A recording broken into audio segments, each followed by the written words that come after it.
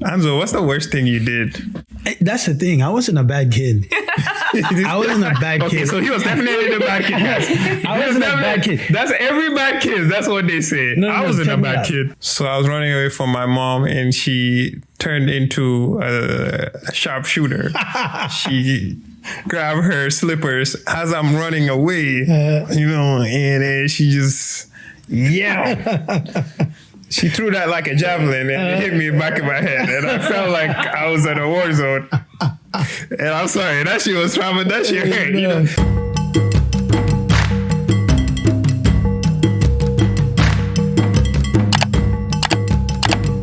Welcome, people. We back.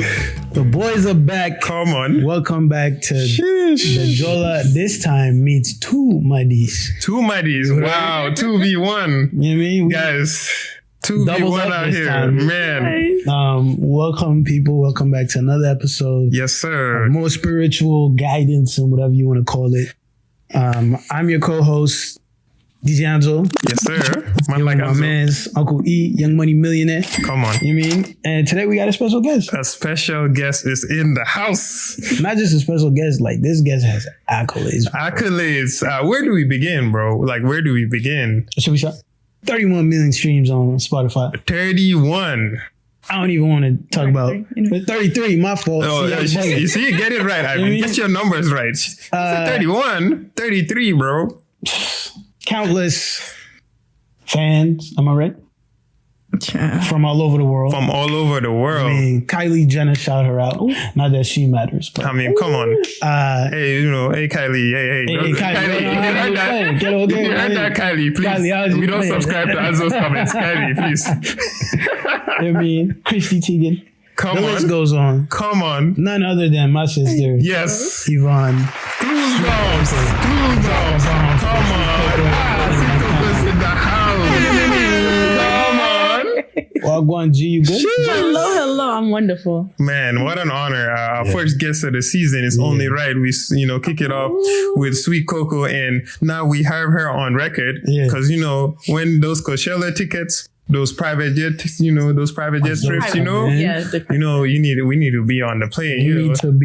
Everybody eats. You mean? Come on, my G. I'm gonna be backstage at protocol, chief protocol. Asking Drake if I could get an OVO hoodie. Come on, man. Yeah. We just riding with Sweet Coco. Exactly. Nah, but thank you guys for joining us again. Man. If you don't know who we are or what we're about, we are a podcast of two young African millennials, and we're just canoeing through this life thing. Come on. Talking about our experiences. Yes, sir. If you want to join the tribe, please feel free to subscribe, like, comment, and engage with the boys. Come on. But today it's about you, Sweet Coco. Yes. It feels even weird saying Sweet Coco. Sweet Coco. But obviously this thing is taking a life of its own, right? I know. But for those who don't know, tell us about how your background and how it started, this whole singing thing, the music thing, like, how did you develop a passion in that? Well, when we were younger, we were in kindergarten? And we were always doing musicals. We were always doing shows and plays. And I always loved that stuff. And then in junior high, when we get to pick our electives, choir music was nowhere in my interest. Mm-hmm. And Mama, she was in a choir all throughout our childhood. She was like, "You're doing choir." I was like, "No, I'm not." I was such a tomboy. I wanted to do Oh. No.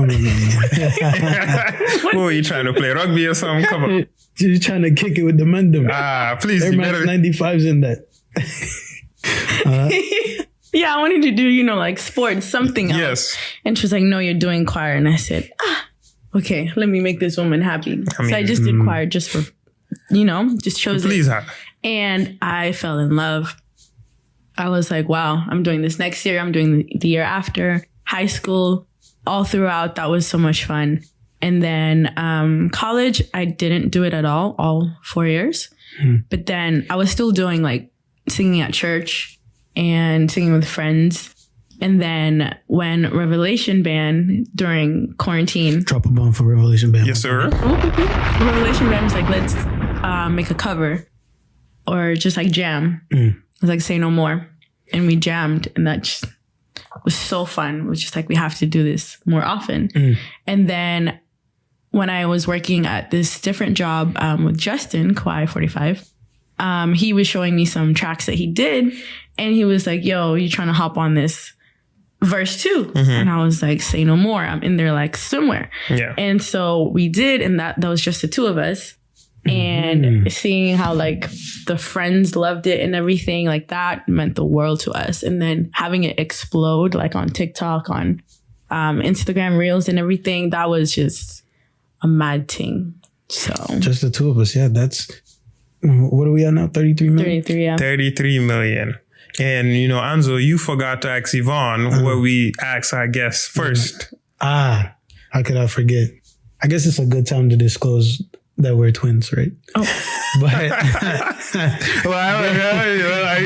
We are.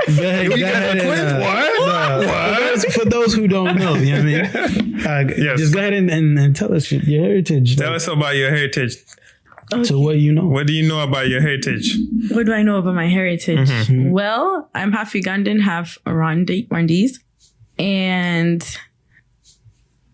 child, I don't know. I feel like Ivan has said so much about No. We want to hear your account, you know, because the reason why we ask this is to challenge ourselves on how much we know too about a little bit about where we're from, our roots. So from your account, your perspective, you know, if I say, hey, where are you from?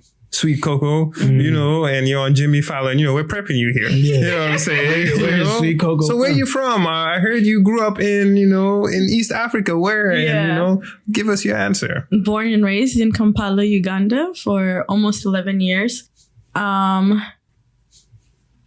Child, my dad is Madi. My mom is from Rwanda. And child, I don't know what else to say. What do you identify? Why didn't you add in? Yeah, that's a great Usually when people like ask me where I'm from, I'll say I'm from Uganda. Just because that's what I know. Do you say that because it's easy, or it's kind of like the go-to? Because, you know, that's what we all say usually, right? It's just we identify nationalism and what our heritage is, which in reality is not. So I guess, have you ever thought about like, yo, we usually just say name a country, which if you want to break it down, that's not really representative of like our roots, our ethnic groups. You know, it's just a geographic region. So not trying to be too deep, but have you thought of it? You know what I'm saying? Not trying to be on my Dr. Umar here, but you know, it's the reason why we ask it to everyone is because we don't think about it usually. It's just easy, right? To say I'm from Uganda, I'm from X country. I think it's just, it's easy, but it's also like all I know. Cause like Rwanda, like we visited 2-3 times and we were under the age of 5. So I don't really remember much there. I remember like a few instances, but Uganda is what I know. Yeah, it's what I love. So. No, of course. We can get down with that. Faye, you talked about it was moms that convinced you to do choir, right? Contrary to a lot of African parents, like a lot of African parents will want you to focus on books, right? Yes. Which, of course, they did. I'll speak for myself with me. How was it balancing your passion for music, choir, and then also having the expectations of like your academics? Like, how was that balance for you? I think it was easy because it was part of the grade. You know, it wasn't like I was doing it outside of school. Okay. It wasn't taking away from my studies. It was just another class I would hop to during school. But I remember someone asked me once what I wanted to do when I grew up. And I was like, ooh, you know, I'm trying to sing. I'm trying to, you know, I was like 11, 12. And they were like, no. Who said that? Who said that? Papa. He's like, how about you don't? How about chemistry? He said none of that Hannah Montana shit. I was gonna say bun that, but I can't say that to Pops. So how did that feel, Yvonne? You know, how did that feel? Hurt, You know? like your own father. I was like, oh. It was a shocking realization of they'll support you to do extracurricular activities as long as it's not full time. I was like, I thought I could sing, you know, but it's okay. No, but seriously. I'm not gonna lie, it like lowered my self-esteem and like my passion for it. Yeah. And so that's why also when choosing choir for electives, I really just wasn't into it because I was just like, our parents won't probably Because you approve didn't of get us. the sign off. I did not get the sign off. I No. see. And like music was like a plan B, C, D, E, F, G. Like it wasn't Backups, Exactly. You know, it's never. Yeah. How do you feel about it? Like, what do you guys think? Because it's so common among all of us that growing up, our African parents, it was academics. That's the priority. That's where your path is going to be. Outside, such as the arts or sports for us guys, it's nice. It is extracurricular, but do not consider it ever for a career or what you want to do. It was not encouraged, most of us. So for you, like, what's your take on that and how does it feel if you reflect back now? When I reflect back, I really wish I pushed myself more and like realized the talent and the gift that I was given.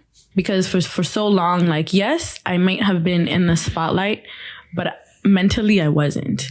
Like you hear like people, oh my gosh, you're so good. Yeah. But deep down, you're just like, yeah. You don't have the confidence. You in don't- yourself, exactly. I right? mean, it starts at home. That's the core, right? Yeah. You know? So, and it was just, but they would always make, sing it at church, sing it this, but not as like your full time, day to day. It wasn't your bread.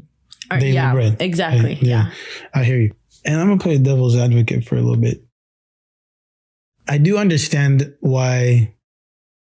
I'll speak for myself. Like, not everyone can be Ronaldo, right? Fair enough. I mean, yeah, clearly. Not everyone can be Ronaldo. You know? So as I get older, I do start to understand. You understand their... Especially with some of the sacrifices they've made. Of course. I do understand the not the willingness, but like kind of the tolerance level that they have for that, because they're seeing it as like, hey man, I just sacrificed a lot to get here. I'm not going to let you come and talk about football when You want to be Mariah Carey. You want to be Beyonce. Like, you want to be Beyonce. You know? Now, that being said, I do think that they also, a lot of parents don't have the exposure to know like a talent level when they have it, right? So that's where we get a lot of like hidden gems that don't pan out. Oh, thank God that for you have been. Yes. You know?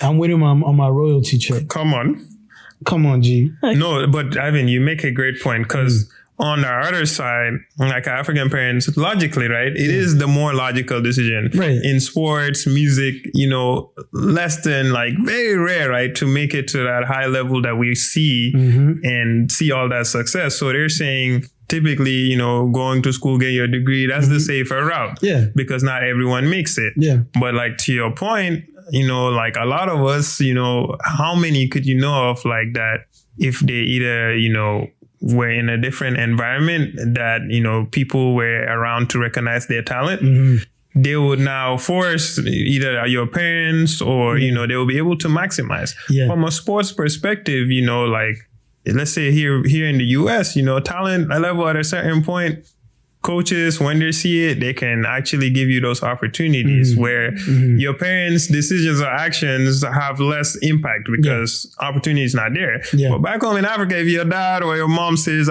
forget sports, it's not happening, which coach is there trying to advocate for you, Exactly. No coach is coming to let me talk to your parents and tell him how special your son or your daughter is, we don't have that. And we don't even really have the ecosystem for that. Talent recognition. Yeah. And success, so that's why everyone goes overseas because that's where the money is, so it's something that I think I come to terms when I don't know about you, but I mean, I still always feel a type of way when because you can't tell me, even to this day, I think I'm supposed to be on Manchester United. We're all convinced. Every, you see? Me and Eboy, he's supposed to be Come on, fam. We should have number been 9. there. I'm supposed to be right under him. We should have played Chelsea today, Yeah, bro. We missed the game. But that's besides the point. Yvonne's like, all right, here we go again. Yvonne has heard this, guys. Yvonne has heard these. We could have made this story countless times. So she's like, here we go again. I could tell the story myself. But past that, do you think that there's also a double standard placed on women? I should say African girls. The African girls? Yeah. Versus compared to the men them? In terms of like expectations and Growing up. What double standards? Oh. Because, you guys like to say, they're like, oh, it's not always fair. The guys got away with it and the daughters had it where, it was more strict. And in this context, we're talking about music, right? Music, yeah. For you, pursuing things outside of bringing in good grades and being prefect and all those stuffs. Man, for sure. Like, I don't. It's like you're born expected to exceed. I don't know how to explain. Succeed. To succeed. Sorry. Yeah. Yeah. And it's like the education part. I felt like I was pretty good most of the time, but it's like they kind of expected that. So like there wasn't a time where I was failing, except before we moved to America. But anyway, I have stories. That's besides the story.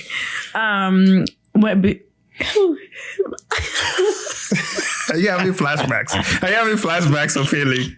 Yeah, just saw someone here. She's like, oh my God. Ooh. Hey guys, I failed this one class and I was going to be pushed back. And we moved to America the next day. I said, isn't there a God?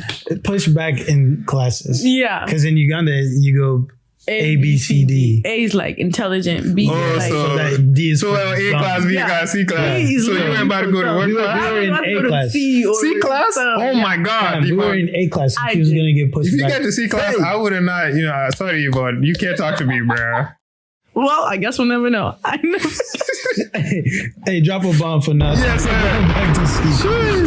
I moved to America the next day. I know Ivan would have flamed you. Hey, He still does. I'm still Like, hey, is that you in C class, bro? What y'all doing there? I have a true story. I was second in the class that term. Wow, you were That's good for second. you, man. Meanwhile, Yvonne was out here And I trying didn't to... get my recognition. She was getting relegated at Hey. that whole city and that. My twist. Come on. My twist. Sunderland till I die. Besides that part, I mostly did well in school. So it's like, Very I'd be like, oh, I got an A, like, And they were just like... okay. But then if Ivan or, Gym Master came in with the good grades, did you feel like the reward system was balanced? In a way, yes. Because you were like B's. Like, Whoa, what? Oh. when was we B's? moved here? Oh, when we first came, yeah. Yeah. And Yeah, so like because the new school system. I mean, there's an adjustment. Yeah. It's understandable. yeah. For you, it's not. No. Yeah, it's She understandable. was trying to say I was B for bitch. No, that's not it. Please, as far as I'm concerned, my children might hear this. Please, was an A student all Yvonne, the do time. not do this. Me and Ivan, we walked 15 kilometers to school. We woke up at 6 a.m., carried buckets of water, and we didn't even have A's. We had A pluses only. We can't have you trying We to... walked through the buses, bro. We walked, what, how many kilometers, Ivan? 15. 15 every day to school. 2 and 4. So 30 kilometers. Combined. Not including getting the A water. plus, always. I can't believe this. In all seriousness. Did I answer the question? I don't even know. I think so. No, yeah, I think you did. I mean, it's no, but we hear it like, okay, even outside of like, pursuing music in general, us the guys growing up, we get away with, I feel like sometimes a little bit more, our parents giving us more freedom to, be a, young boy and go out and, do a lot of different things. It's not as strict. That's how I feel, at least, compared to, if I compared it to my sisters or, cousins, female cousins, it's like the double standard is there for sure. What we get away with, it doesn't seem like you guys do. So No, like whether it's, like going out, like, But then, you have to understand too. What do you gotta understand? Yeah. So, Ivan, let's say, if you have a daughter, right, wouldn't you, versus a son, Yeah. And there's that phase, early teens, where they want to go out, and stuff. Which one will, naturally, I feel like you're more inclined to be more protective.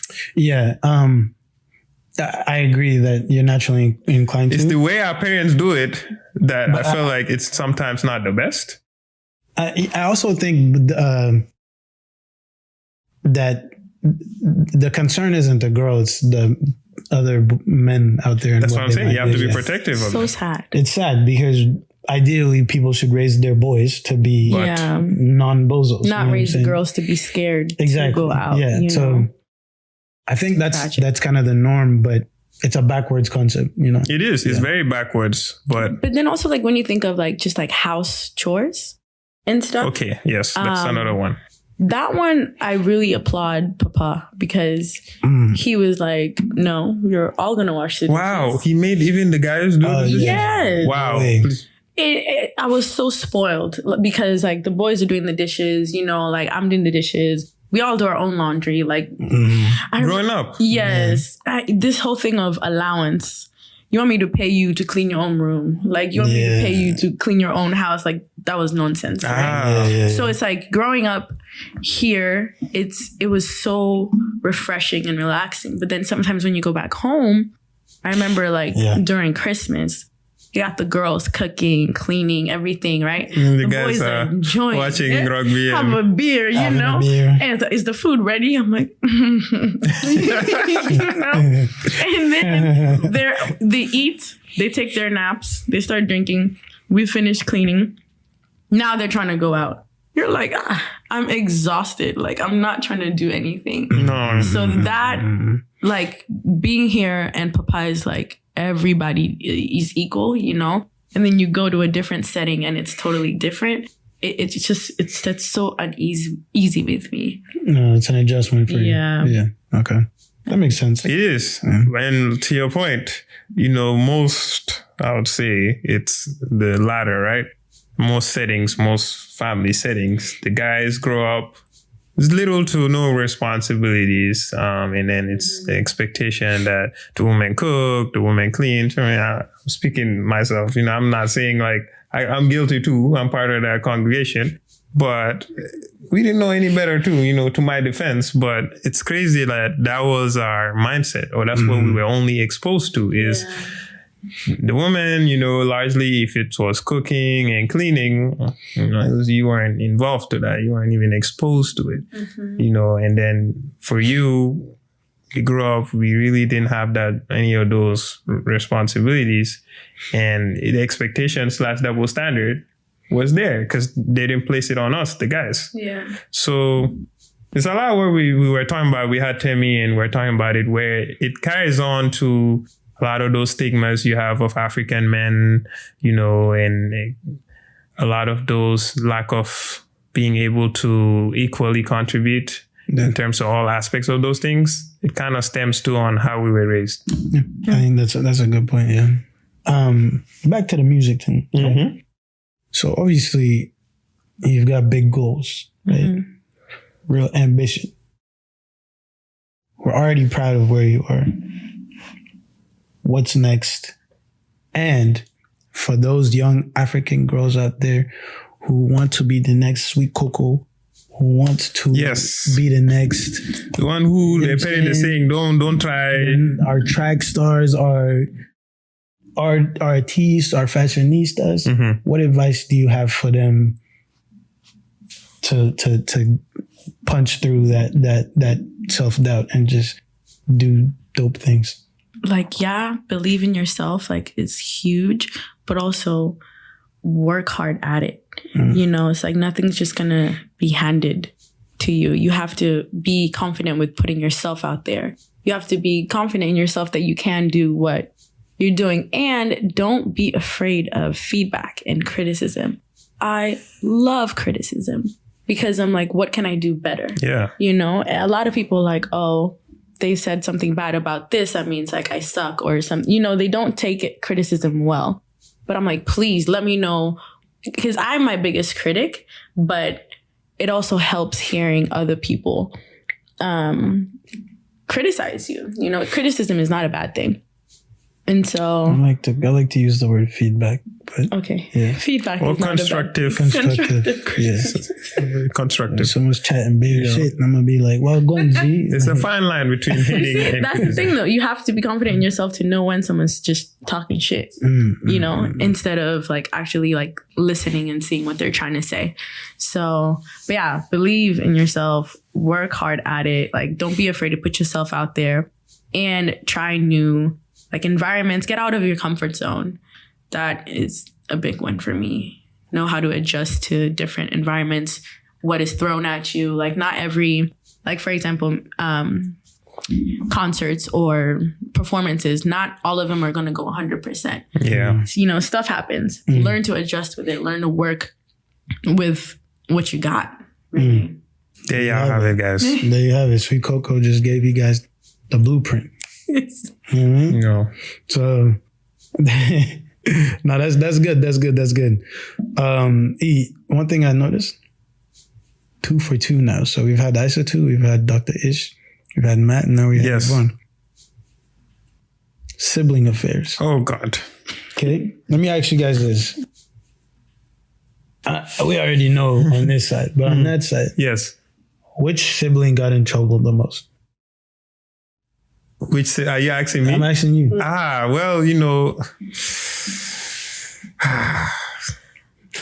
it's different for me because my siblings, we have age gaps. It's me and like my older sibling, I do, and then there's the other 3.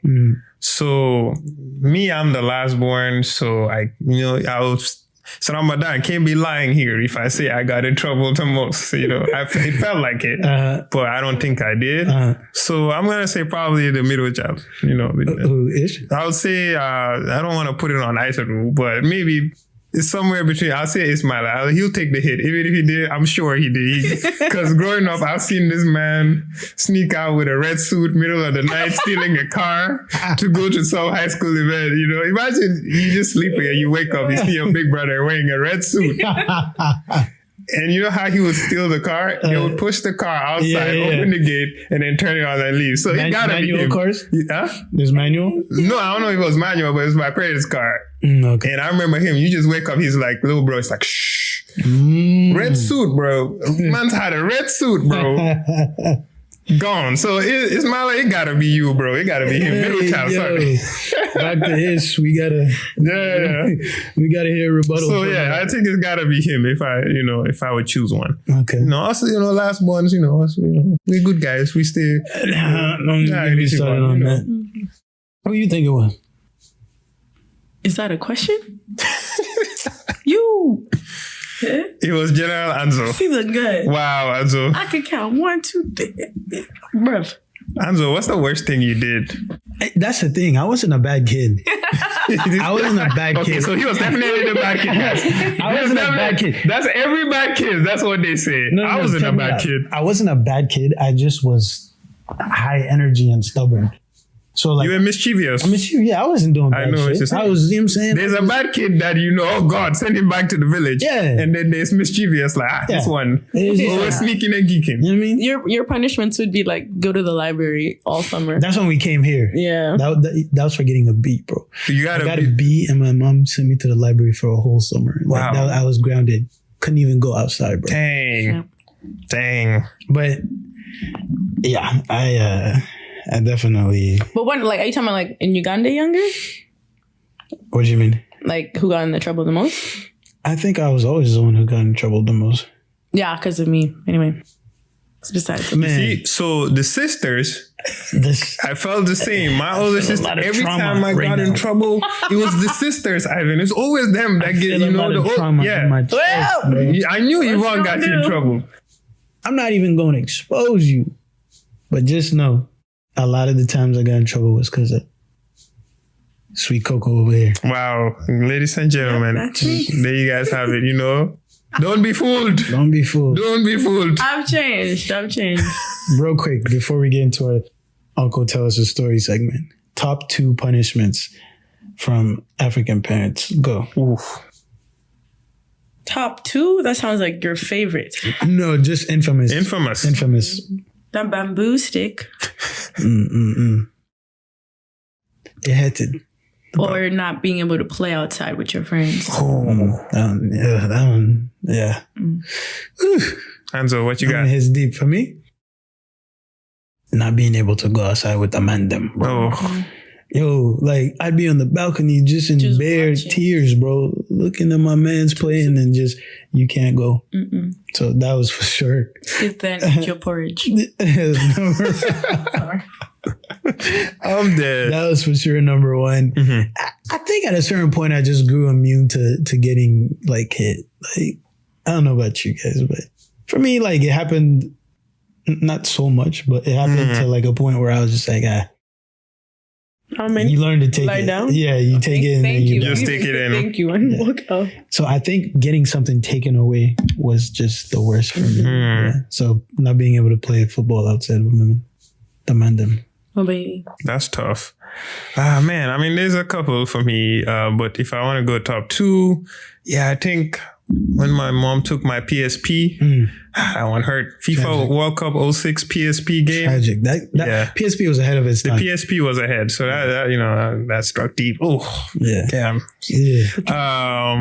And then it's I think one time my little cousin, I roughed him up. We were playing, and mom wasn't happy. So I was running away from my mom, and she turned into a sharpshooter. She grabbed her slippers as I'm running away, and then she just, she threw that like a javelin, and it hit me back in my head, and I felt like I was in a war zone. And I'm sorry, that shit was trauma. That shit hurt. The pain wasn't there, but the fact that she got you while you were running away, you just feel like your mom just pulled out an AR and just took you down. So I love that we laugh about it now. Memorable. That's all you can do. Because I wish there's like videos of our childhoods, like so people can really see. I'm like scrambling. I see her coming. I'm like scrambling. She's like, and then you're running, you're like, pow, and then you drop down and you're all dramatic and shit. But Right? One time, what my second one would be actually is not from the parents. Is in school the class monitor snitched on all of us. Of course. So of course, me and the boys, we were the hoodlums of the class. They made all of us line up outside, and for the entire class period, we had our hands above our head and we were on our knees. And if they drop, you get last. So that one was tough. No, please. Tough. So, but yeah, there you have it. That's top two. Shout out to African parents. Shout out. We love you guys. Yes. Thank you. Thank you for leading us on the straight path. Yeah. Hey, look at us now. Look at us. Look at us. Look at us. Hey, yo, Uncle E. Yes, sir. Can you please tell us a story? Oh, man. It's story time? Story time. Got around, kids. Man, there are many stories, but in light of talking about siblings and punishments and growing up, this story I'll actually dedicate it to my older sister, Aisadu. So when I was 12 years old, we were living in Freetown, Sierra Leone. And, typical, I became really good friend with our driver. His name was Alaji too. So, he was my guy, Alaji, So somehow, eventually, I started convincing Alaji I knew how to drive. So I would, then watch Top Gear and start explaining to him how the print, this is when you go to gear 1, gear 2. If you're going uphill, you want to be gear 1. So after school, I'll be yapping to him, trying to convince this guy that I knew how to drive. And then my older sister, she'll always be at the back, So, I knew this was a project. It's going to take me a while. But I was dedicated. I wanted to drive the Pajero, and Alaji was my best bet. So I don't know what happened. One day, typically he would be driving, and then he would let me from the front seat hold the wheel, and he'll be hands off. So I started slowly getting close to him, knowing him trying to think maybe this kid knows how to drive. Well, I didn't know anything. Of course, typical. It's just irrational confidence. So one day after school, my sister Aisadu, and it's bright sunny day, everything was great. I was telling Alaji, today's the day. You gotta let me drive. So we'll see. Maybe when we get off road, when we're maybe half a block away, close to the house, I might let you.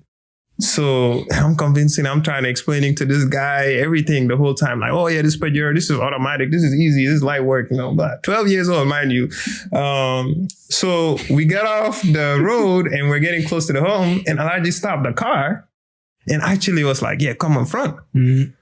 So then, of course, typically, I'm like, oh, wait, what? Huh? You actually going to let me drive the car? So I was like, dang. Mm-hmm. So, come on, man. I couldn't chicken out. You know how it is, So my sister, she's in the back. She's like, what are you doing? You crazy? Why are you letting this kid drive the car? Blah, blah, blah. And I'm like, shh. Be quiet. I got this. So I get on the car, like, okay, check, brake, check. I'm like, check. He's like, all right, put it into drive. I'm like, drive, check.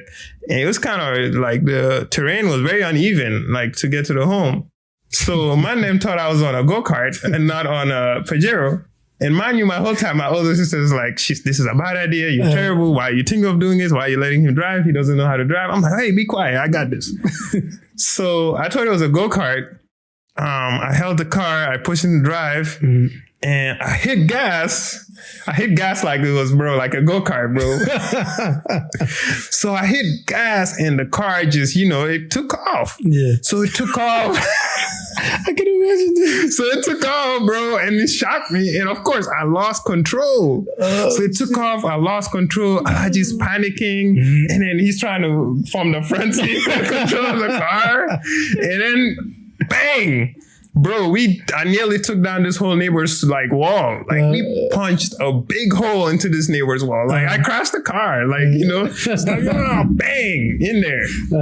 So yeah, bro, I crashed the car. We're all fine. My sister, I said, once she realized she was okay, it's probably one of the happiest I've seen her because she knew I was finished. I'm done. I'm grounded for 2.5 years. I'm done out here. It's all over for me. Done. No PS2, nothing. I might not even see daylight again. So anyway, that was the story of how I crashed the car at 12. I knew Alaji would be fired. He was going to be done. I knew if my dad came, he's done. So he came home and guess what he told me? So I was like, hey, Alaji, I'm sorry, man. I really messed up. We're finished out here. He's like, yeah, your dad's probably going to fire me. I'm like, yeah, probably. But he's like, there's only one thing you can do. I'm like, what is it, Alaji? He's like, you have to pretend like you fainted. So that, so I'm like, huh? He's like, you have to lay down and I'm going to call like our cook or something and tell her that you fainted and they're going to panic. They're going to freak out and they're going to call your dad. And then maybe if you ask your dad to forgive me because he's going to be worried if you're okay, you might, I'm like, what? He's like, you have to do this in the next 10 minutes or else I'm fired. What would you do? That's the end of the story. That's how I'm gonna end it. That's the cliffhanger. Yes, the cliffhanger. That's the cliffhanger. Alaji told me I needed to faint, and that was the only way. I needed to pretend like I fainted, and that was the only way his job could be saved. So, what would you do in that situation? What would you do at 12 years old in that situation? Story time by Uncle Lee. That's it. That's all I have for you guys. That's. Anyway, you heard it here first. Yeah. Uncle E crashed the joint at 12 years old, and he lives to tell the story. The need for speed. Well, yo, thank you so much. Man, Yvonne, what an honor. Yvonne, kicking it off. Kicking off the guest series. Come on. Congratulations. Yeah, Thanks for having me. Yeah, of course. Love you. This could go for 3-4 hours. Yeah. Yvonne, guys. It's actually interest of time. We do need to cut it short. Yeah. Yeah, thank you for coming and sharing a little bit about who you are for the fans. Because we know you got fans in Brazil. We'll drop her socials. Singapore. Remember, guys, I'm the Chief Protocol Officer for Sweet Cocoa. Kylie Jenner, do not listen to what Ivan said earlier. Kylie. Neglect that. Kylie, I didn't mean that. Okay, please. I didn't mean that. But yeah, hey, don't forget to follow, like, subscribe. We appreciate all the support. With us, guys. We love the support. TikTok's going crazy. Really appreciate the love there. But yeah, until next time. It's not until next time, guys. It's on behalf of the Jola, Mr. Madi and Friends crew, we would like to wish Anzo and Sweet Coco a happy birthday. Oh, no. Goosebumps. Hey, you guys are. Yes, sir. Wishing You you guys are. happy returns. So that's where you ran to. Yes. You guys think you're slick. Yes. Hey. It's only right. Happy birthday to Anzo and Yvonne. Oh, thank you. Thank you, guys. Should we blow? We blow. 3, 2, 1. Wishing you many happy returns. Oh, Thank you, guys. Thank you so much. Thank you. Cheers. We'll be back.